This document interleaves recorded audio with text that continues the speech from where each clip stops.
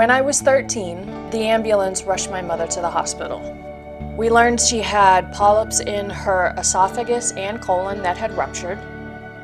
She also had diabetes, hepatitis C, and cirrhosis of the liver from years of alcohol abuse. Now, I knew my father had a drinking problem at an early age. I never knew that my mother had a drinking problem until that day, when I spent the entire rest of the day cleaning up the mess that her bile had made around our efficiency apartment. When the ambulance left that day, I decided I would never be in their situation again. I spent the next 15 years watching helplessly as I lost both my parents and my only grandfather to diseases. Even back then in the 80s and 90s, we had access to herbal remedies, natural eating, holistic therapies, energy work, and simple lifestyle changes that could have saved them. I know because I was researching them. Stroke, diabetes, addiction, liver disease, emphysema, disease is curable without medication. Yet that's not what happened. Amidst all the confusion and the naivety of my youth, Western medicine and Big Pharma won. I lost both of my parents by the time I was 28. They weren't even 50. My grandfather boasted that he outlived everybody in his family. Yet he was only 76 when he died from a coma induced by the stroke and emphysema. I've always had a love for proving concepts wrong, pushing the needle. The greatest gift that my father ever gave me was teaching me to distrust trends. I knew there was a better way to live, complementing Western medicine with Eastern medicine and doing so on a budget. I know because I had experienced it in my own health issues and remissions. I also knew that I had to help others live healthier lives while reducing our carbon footprint on the earth.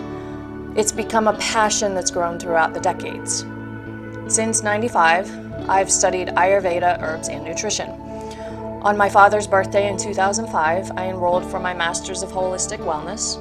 In 2006, I began a Reiki and herbal certification course. In 2007, I started an organic skincare company. In 2009, I started a plant-based meal delivery service, and in 2013, I started teaching others how to do this. I started teaching at yoga studios, dojos, libraries, adult education centers, and organic farms. I've watched medical and holistic trends come and go throughout the years, and my mission is to educate people on how to live healthy, naturally, and affordably. People find me when they've exhausted Western medicine's resources or a doctor prescribes a plant-based lifestyle to them. I offer them strength, peace of mind, reliability, empathy, and most importantly, friendship. I didn't create my health and standard of living by accident, nor should you or anybody else. An architect doesn't hand a contractor a sketch of a home.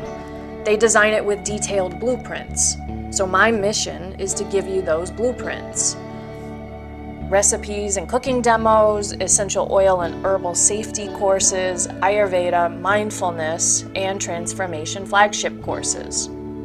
If you're ready to learn empowerment, strength, and sympathy, you've come to the right place. Welcome, my friend. There is no one size fits all.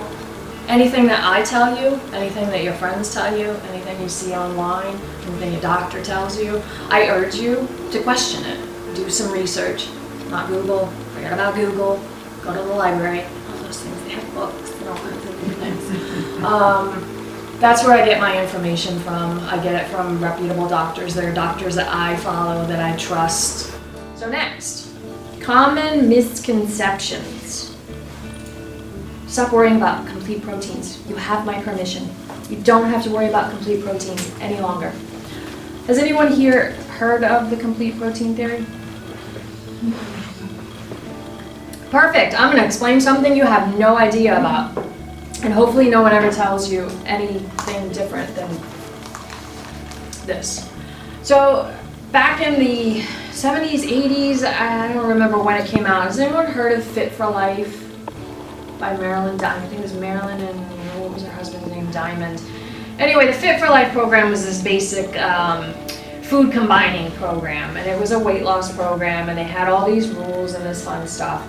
One of the things that they talked about, and it made so much sense, just like all these fad diets do.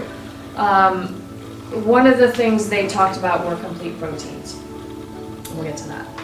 And not combining foods together. So what's the solution for Western diets? And what's my dosha? So when we first find out about Ayurveda, our first question is, what's my dosha? It was my question. It's everybody's question that I know that has stumbled upon this philosophy. I've taken tests several times and always came up with the same answer. I'm inherently a skeptical person, so I always take tests multiple times. Your dosha is also known as your constitution. It's a combination of elements and qualities in varying degrees. No two people have the same elements, the same qualities, as you'll find out soon enough. Look at a forest. No two trees in a forest are the same. You can see in that picture that there are similar trees. They're from the same species, but no two are the same. Each one requires different care. So, compare the human population to a forest. Welcome to 6 Herbs for Relaxation.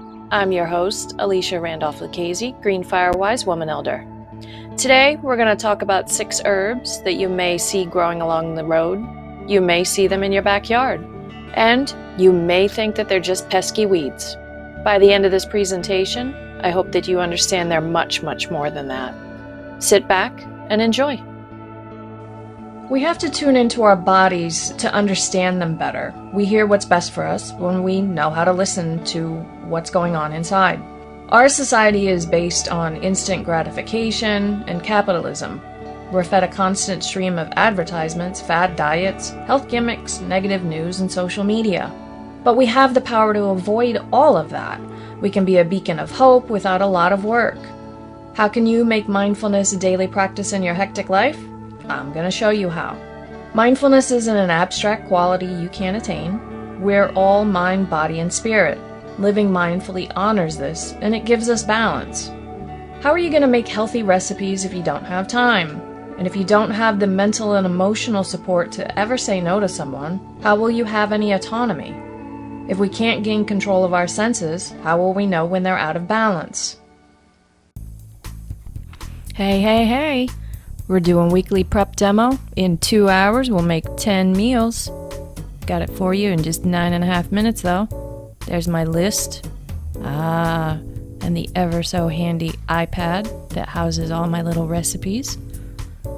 So in the next 2 hours, we're going to make almond flax crackers, ranch dressing, pandorable pesto, a snut salad topper, pod Latin blend, hummus, my pandorable patty, a soy curled chicken salad, popcorn, black bean brownies, and the barbecue sauce, which you won't actually get to see.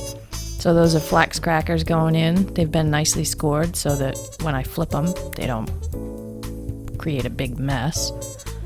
And everything is timed in an order. So, in other words, I take the recipes that are going to take the longest to make, and I make those first. So those almond crackers take about 1.5 hours to make. So those go in the oven while I'm doing everything else. Now what you see me doing is putting all the ingredients together. So when I cook, especially when I'm doing meal prep like this, I take all the ingredients, put them in one spot for each recipe. So right now we're doing the ranch dressing, so all the ingredients for the ranch dressing are right there. So normally what you'd see on a cooking channel is everybody has it on everything's in a mise en place, meaning that you have everything portioned out and whatever. But this is my actual real way of cooking. So everything's not pre-measured and all pretty for you. So you get to see how it's done like in the real world, so that hopefully you can do the same thing.